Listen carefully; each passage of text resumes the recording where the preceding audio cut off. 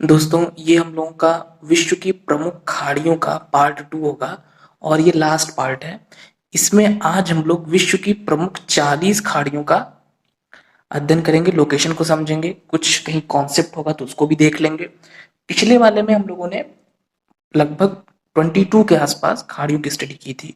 तो ओवरऑल आज के पार्ट के बाद हम लोग 60 से ज्यादा खाड़ियों की स्टडी कर चुके होंगे, जो कि एक बड़ी संख्या है। अब आपका काम यही है कि इन दोनों पार्ट्स को अगर एक बार में ना समझ में आए तो फिर से देखिए, पॉज कर करके देखिए, रोक के, जहां पर भी लोकेशन समझने में प्रॉब्लम आ रही है साथ में एटलस लेके बैठिए और प्रयास करिए कि इन सभी, कम से कम, अब ऐसे तो खाड़ियां बहुत हैं, लेकिन एटलीस्ट अगर इन 60 या 62 जितनी भी हम लोगों ने 60 प्लस किया इसमें, आज को लेके अगर आज का पार्ट हमारा पूरा हो जाता है एक में, जो मैंने टारगेट बनाया है 40 का, तो हम लोग का 60 से ऊपर हो जाएगा।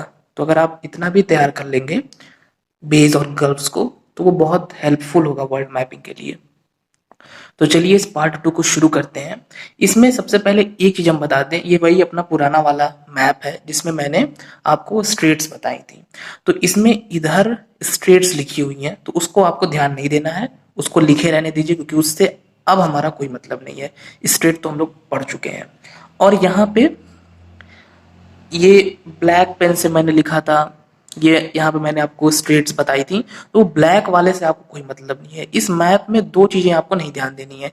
एक तो ये किनारे जो लिखे हुए हैं ये स्ट्रेट्स हैं, और यहाँ पर मैंने, ये देखिए, ये सब मैंने कुछ ब्लैक से लिखा हुआ था। तो ये जब मैं आपको स्ट्रेट बता रहा था उस समय के लिए मैंने लिखा था। दूसरा मैप बनाने की कोई जरूरत नहीं, क्योंकि यहाँ पर मैंने क्या कर दिया है, लिस्ट मैं आपको बाद में दिखा दूंगा, जो गल्फ वाली लिस्ट है, बे और गल्फ की।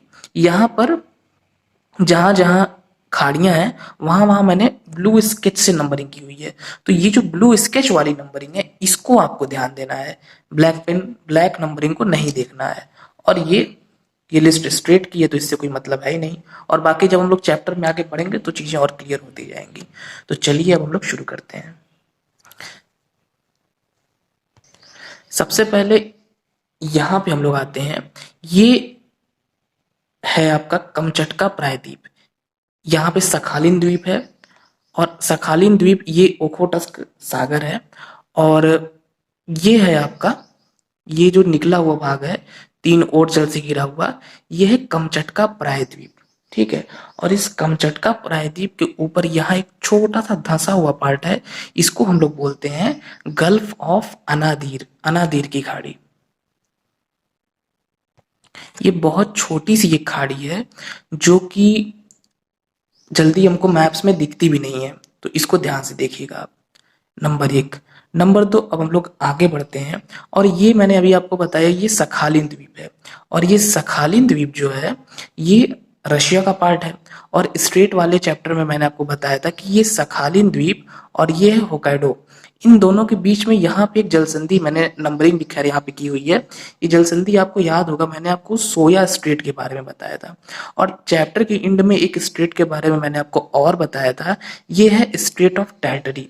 उसी टैटरी स्ट्रेट के ही नाम पे यहाँ पे एक गल्फ भी है, मतलब उसी वाटर बॉडी को वहां पे एक खाड़ी है, धंसा हुआ पार्ट है, जिसको कहा गया है गल्फ ऑफ टैटरी। तो स्ट्रेट ऑफ टैटरी और गल्फ ऑफ टैटरी दोनों की लोकेशन ऑलमोस्ट सेम ही है। ठीक है, यहीं पे है। और ये बेसिकली क्या कर रहा है, यहाँ पे ये आपका रशिया का पार्ट है, मेन लैंड रशिया, रशिया की मुख्य भूमि है ये। और ये जो द्वीप है आपका सखालिन, ये भी रशिया का ही हिस्सा है।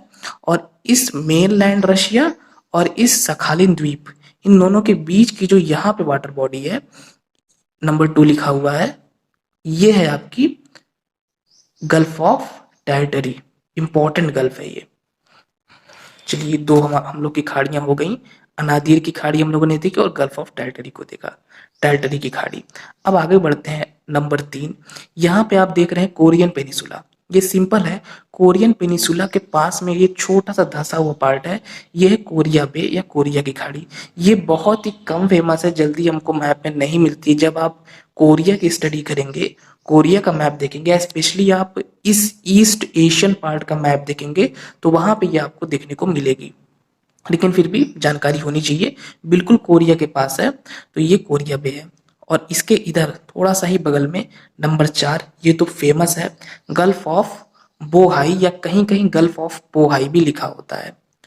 तो गल्फ ऑफ पोहाई, ये ये एक इम्पॉर्टेंट खाड़ी है, क्योंकि यहीं पर बहुत सारी इम्पॉर्टेंट नदियां हैं चाइना की।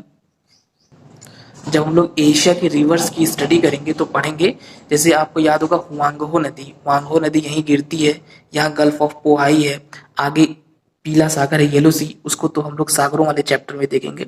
लेकिन ये इंपॉर्टेंट है क्योंकि हुआंगहो जैसी नदियां यहाँ पे गिर रही हैं, तो इसलिए इसका काफी ज्यादा इंपॉर्टेंस है खाड़ियों की दृष्टि से। तो ये हो गई चौथी हमारी गल्फ ऑफ पोहाई, अनादिर टेरिटरी, कोरिया की खाड़ी और गल्फ ऑफ पोहाई। अब हम लोग आगे बढ़ते हैं, नंबर 5, ये भी चाइना का ही हिस्सा अभी चल रहा है। ये 5वें नंबर पे यहां पर है, ये जो ये वाला हिस्सा थोड़ा सा धंसा हुआ पार्ट है, ये है गल्फ ऑफ टोंकिंग। टोंकिंग, ठीक। बेसिकली ये वो क्षेत्र है, ये चाइना का इलाका है, और यहाँ पे ये वियतनाम का क्षेत्र है। तो ये चाइना और वियतनाम के पास ये धंसा हुआ इलाका है, ये है हमारा गल्फ ऑफ टोंकिंग।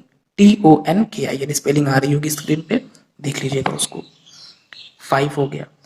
अब हम लोग आगे बढ़ते हैं, नंबर 6, ये है आपका फिलीपींस, ठीक है।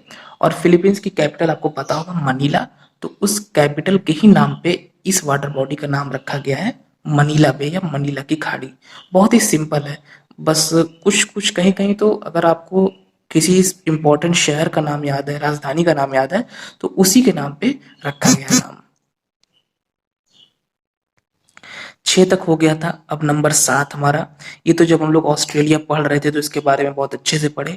गल्फ ऑफ कारपेंट्रिया, ऑस्ट्रेलिया की बहुत इंपॉर्टेंट खाड़ी, और बहुत सारी नदियां हम लोगों ने पढ़ी थी, मिचेल, गिलबर्ट, फ्लिंडर्स, आपको याद होगा, ये सब नदियां यहाँ गिरती हैं। नंबर 7। नंबर 8, ये भी ऑस्ट्रेलिया की एक इंपॉर्टेंट खाड़ी है, थोड़ा कम फेमस है 7वें वाले से। ये कौन सी है? ये है गल्फ ऑफ जोसेफ बोनापार्टे की खाड़ी। 8 हो गया। नंबर 9, ये बहुत छोटी सी खाड़ी है, इसको हम लोग बोलते हैं शार्क की खाड़ी, इंग्लिश में शार्क बे। ये बहुत छोटी है, जनरली ये हम लोगों को मैप में नहीं देखने को मिलती। जब हम लोग स्पेशली ऑस्ट्रेलिया की स्टडी करते हैं तो वहां पे ये हमको खाड़ी देखने को मिलती है। और अब हम लोग आगे बढ़ते हैं, ये न्यूजीलैंड है। न्यूजीलैंड का मैंने आपको बताया था कि ये नॉर्थ आइलैंड है, ये साउथ आइलैंड है, एंड ये स्टीवर्ट आइलैंड है। और इस नॉर्थ और साउथ आइलैंड के बीच में यहाँ पे एक स्टेट है जिसको हम लोगों ने कुक स्टेट बताया था, पढ़ा था। और यहाँ पे स्टीवर्ट एंड साउथ आइलैंड के बीच में ये एक स्टेट है जिसको मैंने आपको बताया था फॉकजॉक्स स्टेट। तो 2 स्टेट इंपॉर्टेंट हैं न्यूजीलैंड में। उसी तरीके से 2 खाड़ियां भी इंपॉर्टेंट हैं। यहाँ पे जो मैंने 2 ब्लू डॉट लगाए हैं, यहीं पे धसे धसे पार्ट हैं, छोटे छोटे से पार्ट्स हैं। फिगर में बनाना, फिगर मैंने ऐसे ही बना दिया था, तो इसको आप समझ लीजिए कि यहाँ पे कुछ छोटे छोटे से धसे हुए पार्ट होंगे, तो तभी तो खाड़ी का फॉर्मेशन होगा। तो 10वें नंबर पे जो हमारी खाड़ी है वो है बे ऑफ प्लेंटी, और 11 नंबर पे है हॉक बे। तो ये प्लेंटी की खाड़ी और हॉक की खाड़ी, ये 2 खाड़ियां न्यूजीलैंड की इंपॉर्टेंट है। और इसमें एक चीज याद करना सरल होगा, ये दोनों ही जो खाड़ियां हैं हमारी, ये आपकी नॉर्थ आइलैंड से ही संबंधित है, साउथ आइलैंड पे नहीं है, नॉर्थ आइलैंड से ही रिलेटेड है ये दोनों खाड़ियां। अब हम लोग आगे बढ़ते हैं, लोकेशंस आप लोग समझते रहिए अच्छे से। यहाँ तक हम लोगों ने, पहले हम लोग यहाँ पे थे, फिर हम लोग नीचे ऑस्ट्रेलिया और न्यूजीलैंड वाले एरिया में चले गए। 11 तक हम लोगों ने कर लिया था। अब हम लोग आगे बढ़ते हैं, 12 पे चलते हैं। ये आपको याद होगा, अगर आपको वर्ल्ड मैप का थोड़ा भी नॉलेज है, तो ये है मलेशिया, ठीक है। और ये है आपका यहाँ पे जो हिस्सा पड़ता है, ये है थाईलैंड का हिस्सा। ये जो लटका हुआ भाग आपको दिख रहा है, ये लटका हुआ भाग बेसिकली नीचे का तो मलेशिया का हिस्सा है, ऊपर इसमें थोड़ा सा थाईलैंड का पार्ट है, और देन इधर म्यांमार का हिस्सा है। तो यहाँ पे जो खाड़ी है नंबर 12, ये उसी थाईलैंड देश के नाम पे है, गल्फ ऑफ थाईलैंड। सिंपल सी खाड़ी है, और नाम मतलब नाम याद करना इजी है क्योंकि यहीं पे थाईलैंड कंट्री भी है। और ये जो लटका हुआ हिस्सा, जैसा कि मैंने आपको बताया, इसमें 2 देशों का हिस्सा है। ये नीचे का थोड़ा सा नुकीला सा पार्ट है, ये मलेशिया के अंतर्गत आता है, बाकी ऊपर का ये पतला सा हिस्सा थाईलैंड का है। नंबर 13 है जहाँ पे ये यहाँ पे एक नदी है, इरावदी नदी, जो कि यहाँ पे गिरती है, और यहीं पे एक खाड़ी है, छोटी सी खाड़ी है, जनरली हमको मैप में नहीं मिलती है। जब हम लोग स्पेशली इस रीजन की मैपिंग करते हैं तो ही हमको देखने को मिलती है, मर्दबान की खाड़ी। ठीक, तो इसको नोट कर लीजिए, ये इंपॉर्टेंट खाड़ी है। जब हम लोग एशिया की नदियां पढ़ेंगे तो वहां पे इसका नाम जरूर आएगा, क्योंकि वहां पे हम लोग इरावदी नदी का अध्ययन करेंगे। 13। 14 ये तो हम सभी लोग जानते हैं, बंगाल की खाड़ी, बे ऑफ बंगाल, 14 नंबर पे। इसके बाद 15। 15 देखिए, ये अरब प्रायद्वीप है, और अरब प्रायद्वीप में यहाँ पे आप देख रहे हैं, ये हमारा गुजरात का हिस्सा। यहाँ थोड़ा सा ध्यान दीजिएगा, क्योंकि मैप थोड़ा सा कॉम्प्लिकेटेड है, इसलिए मुझे यहाँ पे अच्छे से बताना पड़ेगा। ये जो हम लोग का गुजरात वाला हिस्सा है, गुजरात वाला हिस्सा बेसिकली इस तरीके का दिखता है। छोटे से में बनाना पॉसिबल नहीं था। 15 नंबर से जो यहाँ पे 15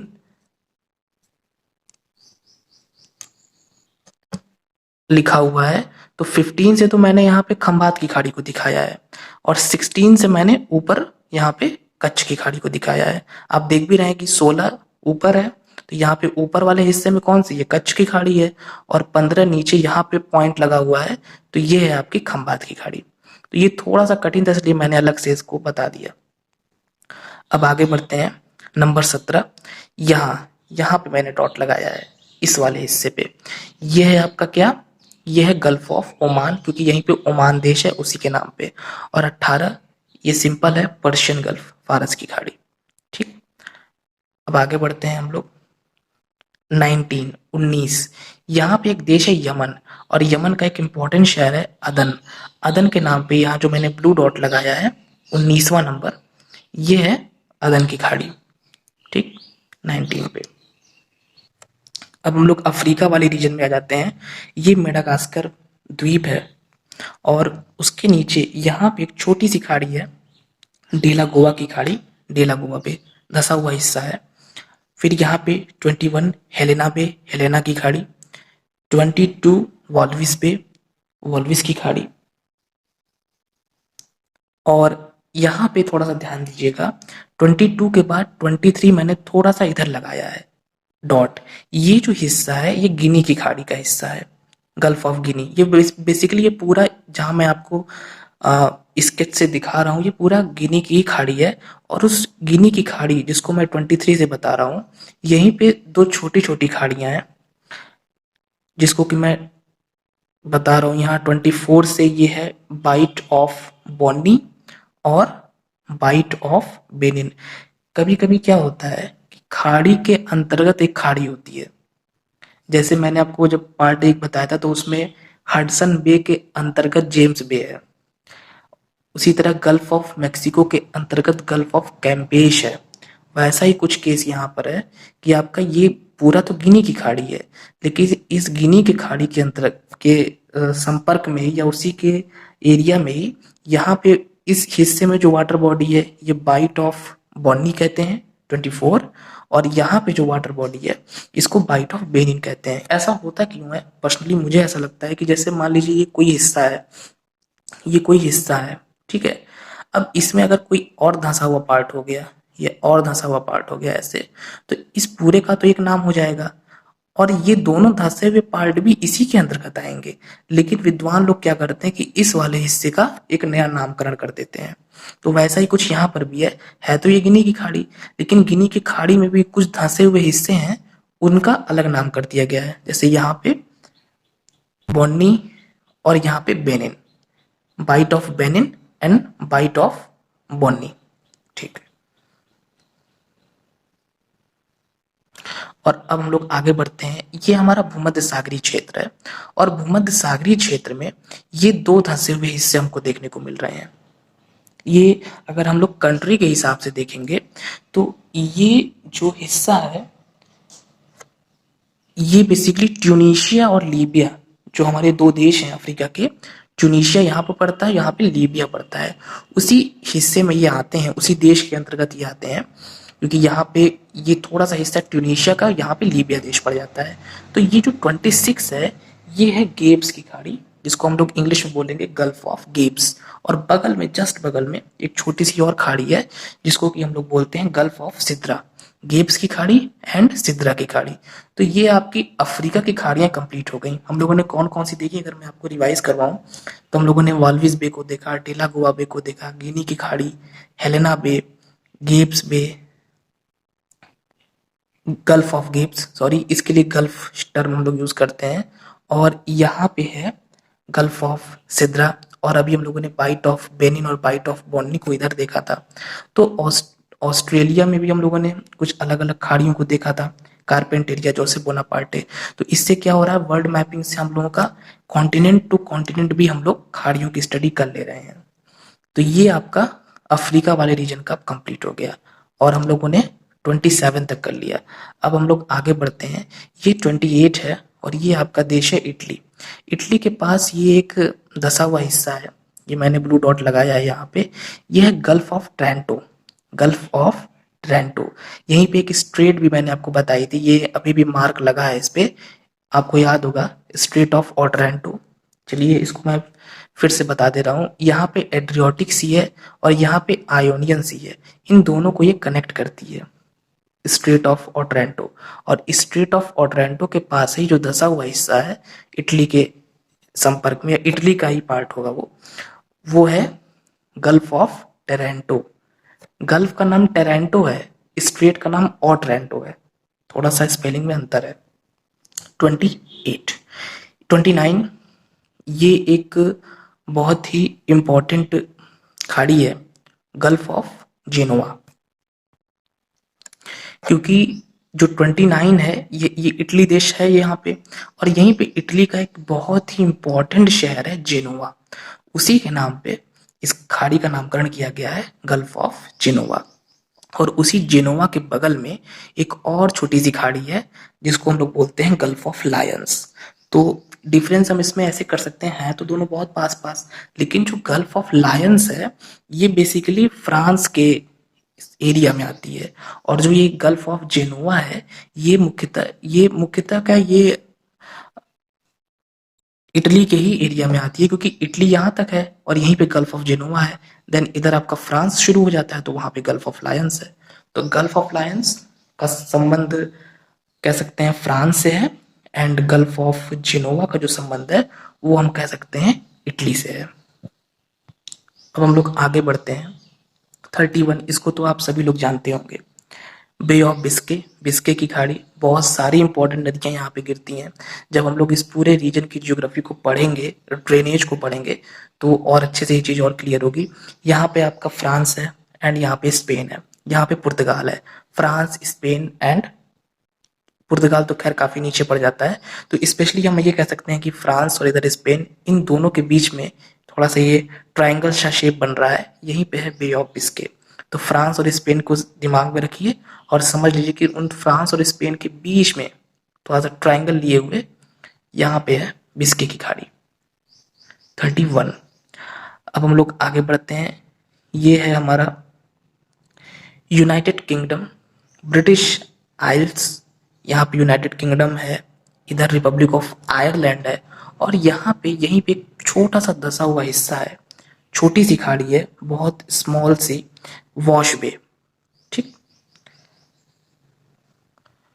और ये इंपॉर्टेंट है क्योंकि जब हम लोग ब्रिटिश आइल्स की ज्योग्राफी पढ़ेंगे तो बहुत सारी इंपॉर्टेंट रिवर्स है यहाँ पे। तो उन रिवर्स में जैसे थेम्स नदी काफी इंपॉर्टेंट है, पूरे ब्रिटेन की बहुत ही इंपॉर्टेंट रिवर है थेम्स नदी। तो उन रिवर्स की जब हम लोग स्टडी करेंगे तो यहाँ पे इन खाड़ियों की चर्चा जरूर होगी। 32 के बाद अब हम लोग आगे बढ़ते हैं। 33, ये एक मैंने ब्लू डॉट से दिखा दिया है, थोड़ा सा धसा हुआ हिस्सा, ये है आपकी गल्फ ऑफ रीगा। बेसिकली यहाँ पे लाटविया देश है, ठीक है, और उस लाटविया कंट्री की जो कैपिटल है वो है रीगा, और वो कैपिटल बिल्कुल इसी के तट पे स्थित है, इस खाड़ी के तट पे स्थित है। इसीलिए इस खाड़ी का भी नाम रीगा की खाड़ी है और उस कैपिटल सिटी का भी नाम रीगा है, और वो आपकी लाटविया देश की कैपिटल है। यहाँ पे 3 देश आपको याद होंगे, एस्टोनिया है, लाटविया है और लाटविया के नीचे पड़ता है लिथुआनिया। तो जो लाटविया देश है उसी की कैपिटल है रीगा, और वहीं पे उसी से जुड़ी हुई बेसिकली जो रीगा है वो इसके तट पर ही है। तो ये है आपकी 33 नंबर पे गल्फ ऑफ रीगा। देन 33 के आगे 34, ये आपका यहाँ पे एक देश है फिनलैंड। ये मैप बनाने में थोड़ी सी दिक्कत हो गई, थोड़ा सा और ये बाहर निकल के आएगा, और फिनलैंड के जस्ट नीचे यहाँ पे एक और धसा हुआ हिस्सा है फिनलैंड की खाड़ी, गल्फ ऑफ फिनलैंड। और उसके ऊपर ये जो हिस्सा है, इधर नॉर्वे है, इधर स्वीडन है, इधर फिनलैंड है। तो नॉर्वे से तो कोई मतलब नहीं है, बेसिकली स्वीडन और फिनलैंड के बीच का जो ये वाला जलीय क्षेत्र है, ये है आपका गल्फ ऑफ बोथनिया। ये हिस्सा जो है, जहां पर मैं अभी आपको दिखा रहा हूं राउंड राउंड करके, ये हिस्सा खाड़ियों की दृष्टि से बहुत इंपॉर्टेंट है। बोथनिया की खाड़ी, रीगा की खाड़ी और फिनलैंड की खाड़ी। अभी तक जितने भी हिस्से हम लोग पढ़े उनमें से मुझे ये हिस्सा बहुत इंपॉर्टेंट लगता है, क्योंकि बहुत सारे क्वेश्चंस यहाँ से आते हैं, स्पेशली एस्टोनिया, लाटविया, लिथुआनिया, ये सब ऐसे देश हैं जो अक्सर पूछे जाते हैं, और हम लोग इस एरिया की मैपिंग में अक्सर थोड़े वीक होते हैं। बाकी को तो हम लोग जानते हैं, लेकिन ये हिस्सा थोड़ा सा कम फेमस होने की वजह से हम लोग जनरली समझ नहीं पाते। तो इस हिस्से की इन 3 खाड़ियों को बहुत अच्छे से देख लीजिएगा। और अब फाइनली 36 नंबर पे ये देखिए, ये आइसलैंड है, ठीक है। आइसलैंड की कैपिटल है यहाँ पे रेक्साविक, और आइसलैंड में ये एक उठा हुआ हिस्सा है, उसके बगल में इस साइड एक खाड़ी है और इस साइड एक खाड़ी है। ये है, ये इसका जो नाम है ये है फैक्सा फ्लोई की खाड़ी, फैक्सा फ्लोई बे, और यहाँ पे है हुना फ्लोई बे। तो फैक्सा फ्लोई और हुना फ्लोई ये दोनों फेमस बिल्कुल भी नहीं है। मैं आपको उन खाड़ियों को भी बताता हूँ जो इम्पोर्टेंट है, और जो नहीं फेमस है उसको भी बताता हूँ। बट मैंने चूंकि जब मैंने स्टडी की थी खाड़ियों की, तो मैंने इसको नोट किया हुआ था, तो मुझे लगा कि इसको हम ऐड कर देते हैं। पता रह लेगा तो कोई दिक्कत नहीं है, अगर आपको याद हो जाता है तो कोई प्रॉब्लम नहीं है, कॉन्फिडेंस ही बढ़ेगा इससे। तो ये आपका फैक्सा फ्लोई की खाड़ी, और इधर आपकी हुना फ्लोई की खाड़ी। इसको ऐसे भी समझ सकते हैं कि ये थोड़ा सा मैंने इसको बड़ा करके बना दिया है, ये थोड़ा सा उठा हुआ हिस्सा है, और एक साइड एक खाड़ी है, एक साइड एक खाड़ी है। तो 36 पे जो है ये आपकी फैक्सा फ्लोई की खाड़ी है, और जो ऊपर साइड थोड़ा सा है 37 पे, वो है आपकी हुना फ्लोई पे। अब फाइनली सबसे लास्ट नंबर 40, ये मुझे पहले ही बता देना चाहिए था, लेकिन ये गलती से मुझसे ये छूट गया था, और जब मैं इसका एंड करने लगा तो मुझे याद आया कि ये खाड़ी तो मुझसे मिस हो गई। यहाँ पे मैं आपको ऑलरेडी ऑस्ट्रेलिया वाले चैप्टर में बता चुका हूँ। यहाँ एक खाड़ी है, ये देश है पपुआ न्यू गिनी, और यहीं पे एक खाड़ी है गल्फ ऑफ पपुआ। तो ये 40 नंबर पे इसको नोट कर लीजिए। और ये मैंने बताया भी था कि ये गल्फ ऑफ पापुआ जो है, इधर गल्फ ऑफ पापुआ है, ठीक है। ये है आपका अराफुरा सी है, इधर गल्फ ऑफ कारपेंट्रिया है। तो ये सारी लोकेशंस आपको पता होंगी। ऑस्ट्रेलिया वाला चैप्टर अगर आपने अच्छे से देखा होगा, तो ये 40 नंबर पे हो जाएगा आपका पपुआ की खाड़ी, और ये मुख्यतः उसी पपुआ न्यूगिनी कंट्री के नाम पे है। अब चलिए फाइनली हम लोग एक बार जल्दी से रिवाइज कर लेते हैं। देखिए, अनादिर की खाड़ी नंबर 1, टाटरी की खाड़ी नंबर 2, कोरिया की खाड़ी नंबर 3, गल्फ ऑफ पोहाई 4, टोंकिंग की खाड़ी 5, मनीला की खाड़ी 6 हो गया। इसके बाद gulf of Carpentaria, gulf of Joseph Bonaparte 8, 9 number पे शार्क बे। इधर 10 और 11 पे कौन कौन सी है? 10 और 11 में ये न्यूजीलैंड की 2 खाड़ियां हैं।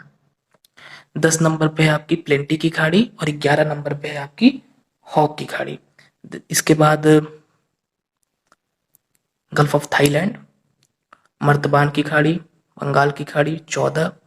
इसके बाद 15 पे है, इसके बाद 15 पे है आपका यहाँ पे खंबात की खाड़ी। 16 ऊपर ये कच्छ की खाड़ी। इसके बाद 17 नंबर पे ओमान की खाड़ी। 18 नंबर पे पर्शियन गल्फ फारस की खाड़ी।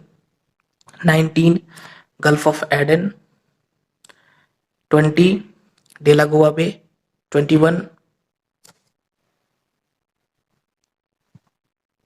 हेलेना बे, और 22 यहाँ पे है वॉल्विस की खाड़ी, 23 गिनी की खाड़ी, 24 पे bight of Bonny and 25 bight of Benin.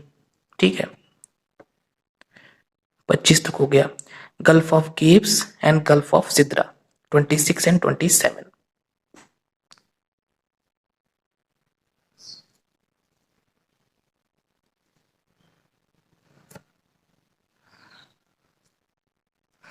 और इसके बाद 27 तक हम लोगों ने कर लिया था। यहाँ पे 28 है gulf of Taranto, 29 gulf of Genoa, 30 gulf of Lions, 31 bay of Biscay, 32 Wash bay, 33 gulf of Riga, 34 gulf of Finland and 35 gulf of Bothnia. और इधर फिर 36 एंड 37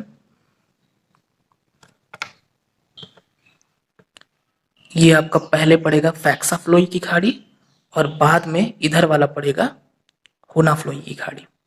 ठीक, एक चीज और, इतनी ज्यादा चूंकि खाड़ियां हैं कि कुछ चीजें मिस हो ही जाती हैं, तो उसके लिए सॉरी। यहाँ पे जब मैं अभी आपको रिवाइज करवा रहा था तो मुझे याद आया कि दो चीज तो मैं मिस ही कर गया। मैंने 36 बताया, 37 बताया, फिर मैं आ गया सीधे 40 पे। 38 और 39 मैं भूल गया। देखिए, ये कभी कभी नंबरिंग में थोड़ा सा ऊपर नीचे हो जाता है। सारी चीज हम लोगों ने ठीक की है, कुछ गड़बड़ नहीं हुआ है। दो चीज और ऐड करना है केवल। ये देखिए 40 तो मैंने आपको बता दिया था गल्फ ऑफ पपुआ। यहाँ पे 38 नंबर पे यहाँ पे सुएज कैनाल है और वहीं पे है गल्फ ऑफ सुएज। और यहाँ पे एक शहर है अकाबा, वहीं पे है गल्फ ऑफ अकाबा। बेसिकली ये जो हिस्सा है ये कुछ इस तरह का है, ये इस तरह का हिस्सा है। हमको जनरली जब हम लोग बड़ा मैप देखते हैं तो हमको ऐसा नहीं दिखाई देता, लेकिन ये हिस्सा कुछ इस तरह का है। तो इधर वाला यहाँ पे तो गल्फ ऑफ सुएज हो गई, यहीं पे सुएज नहर भी है। और यहाँ पे जो ये धसा हुआ हिस्सा है ये जो है आपका, ये गल्फ ऑफ अकाबा है। और अकाबा क्या है? अकाबा एक शहर है, उसी के नाम पे इस खाड़ी का नाम रखा गया है गल्फ ऑफ अकाबा। दोस्तों, इस तरीके से ये पार्ट 2 हम लोगों का यहीं पे समाप्त होता है। हम लोगों ने अच्छे से मैपिंग कर ली और ये आपके सामने लिस्ट है, इसका स्क्रीनशॉट ले लीजिए। और जिस जिस नंबर पे जो जो खाड़ी मैंने बताई थी उसी उसी नंबर पे मैंने ये लिखा हुआ है। जैसे नंबर 1 पे अनादीर, नंबर 2 पे टैटरी, नंबर 3 पे कोरिया बे। इसी तरीके से जैसे 21 पे हेलेना, 22 पे वाल्विस बे, 23 पे गल्फ ऑफ गिनी, 24 पे बाइट ऑफ बॉन्नी, 25 पे बाइट ऑफ बेनिन। तो ये इसको आप नोट कर लीजिएगा। और इसको नोट करने से क्या होगा कि जब आप जो पहले मैंने मैप में पढ़ाया है वो चीज़ आपका और क्लियर होगा। और कहीं पे अगर आपको डाउट होगा कि किस नंबर पे कौन सी खाड़ी है, तो ये लिस्ट अगर आप देख लेंगे तो आपको ये बिल्कुल क्लियर हो जाएगा। और इस लिस्ट का एक ये भी फ़ायदा है, ये 40 खाड़ियाँ आपके माइंड में हमेशा रहेंगी। ये चीज़ हम लोगों ने पढ़ी है। तो ये 40 और इसके पहले की मुझे जहाँ तक याद आ रहा है 22 रही होंगी। तो ये 62 जो खाड़ियाँ हैं, गल्फ्स हैं और बेज़ हैं, ये बहुत इंपॉर्टेंट है। तो अब इस प्रकार ये हम लोग यहीं पे एंड करते हैं इस चैप्टर का। आगे हम लोग अभी सीज़ की स्टडी करेंगे और बाकी ज्योग्राफी में अलग अलग चीज़ों की स्टडी होती रहेगी। और इसको समझने के लिए एक चीज़ हम कहेंगे कि आप लोग जो ऑक्सफोर्ड की एटलस होती है उसको साथ में लेके ज़रूर बैठा करिए। पहले तो जैसे मैंने मैप बनाया है वैसे आप लोग मैप ड्रॉ करिए वाइट पेज पे, देख देख के बनाइएगा तो बन जाएगा। मुझे नहीं लगता कि अगर कोई देख के स्लोली मैप बनाए, मैप बनाने में जल्दबाजी कभी भी नहीं करनी चाहिए। आराम से बैठिए, आधा 1 घंटा टाइम लेके बैठिए, अच्छे से ड्रॉ कर लीजिए। अगर फिर भी ना बने तो मार्केट में मैप मिलता भी है, उसको ख़रीद भी सकते हैं, लेकिन बनाना ज़्यादा सही रहेगा। देख के आराम से पहले मैप बना लीजिए, उसके बाद वीडियो देख के जहाँ जहाँ मैं लोकेशन बता रहा हूँ उस लोकेशन पे उस चीज़ को लोकेट करिए और साथ में एटलस भी लिए रहिए। और जब पूरा आपका नोट्स बन जाए, वीडियो कंप्लीट हो जाए, तो एक बार एटलस से पूरा रिवाइज कर लीजिए। इस तरीके से अगर आप करेंगे तो और भी ज़्यादा आपको बेनिफिट होगा। तो इस प्रकार इसमें अब इतना ही। Thank you friends.